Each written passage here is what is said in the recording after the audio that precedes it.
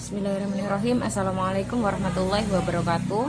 Saya Isniania Solihah, mahasiswa program Magister Pendidikan Islam Anak Usia Dini semester 2 kelas 2A. Saya akan menjelaskan tentang makalah saya tentang aspek-aspek yang mempengaruhi perkembangan anak usia dini, mulai dari kultural, bahasa, dan kesadaran beragama. Yang pertama, saya akan menjelaskan tentang faktor-faktor yang mempengaruhi perkembangan anak usia dini.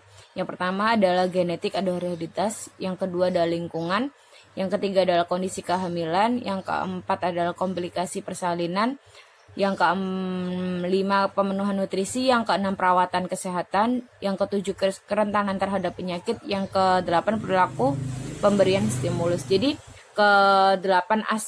kedelapan faktor-faktor yang mempengaruhi ini akan sangat mempengaruhi perkembangan anak usia dini. Misalnya saya ambil dari salah satu contoh faktor ya, seperti komplikasi persalinan.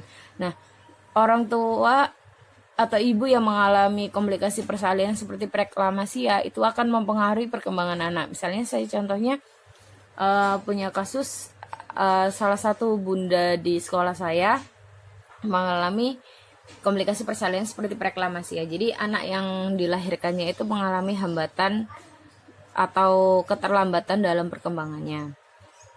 Lalu selanjutnya saya akan menjelaskan tentang aspek-aspek yang mempengaruhi perkembangan anak usia dini. Di sini akan saya menjelaskan tentang kepribadian, sosial moral, bahasa, dan kesadaran beragama.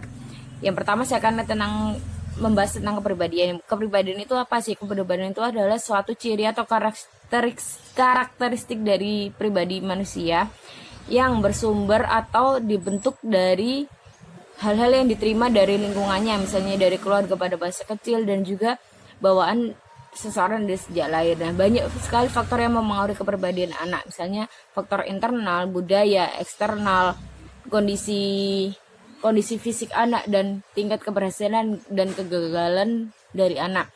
Misalnya saya ambil salah satu contoh, orang tua dengan pola asuh yang otoriter itu akan membentuk kepribadian anak menjadi tidak percaya diri dan mudah sekali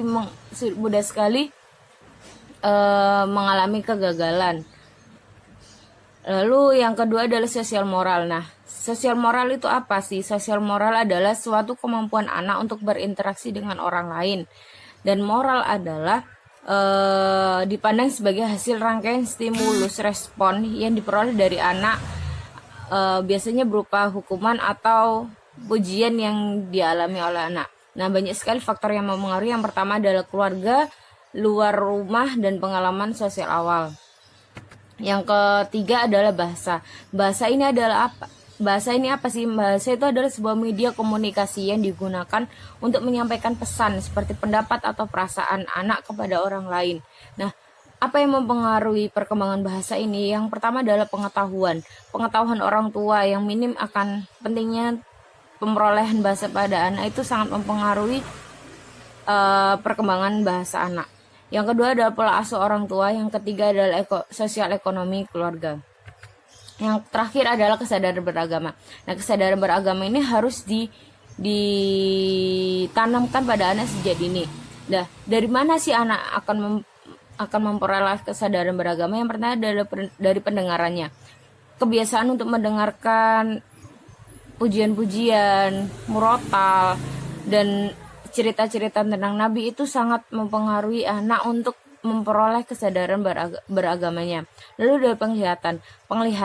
Nah, dari penglihatan ini, jika anak dari sejak dini sudah mengenal sholat, dari orang tuanya melihat orang tuanya sholat, itu anak-anak akan mengetahui, oh ini loh tentang agama yang harus dianut. Yang ketiga adalah meniru. Setelah anak mendengar dan melihat, mereka akan meniru. Yang terakhir adalah meniru.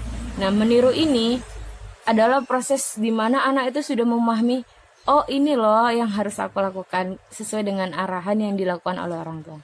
Jadi banyak sekali faktor yang mempengaruhi perkembangan anak, dan masing-masing aspek ini saling berkaitan dan berintegrasi untuk memberikan dampak pada aspek perkembangan yang lain. Sekian dari presentasi dari saya. Mohon maaf bila ada salah kata dan perbuatan. Terima kasih atas perhatiannya. Wassalamualaikum warahmatullahi wabarakatuh.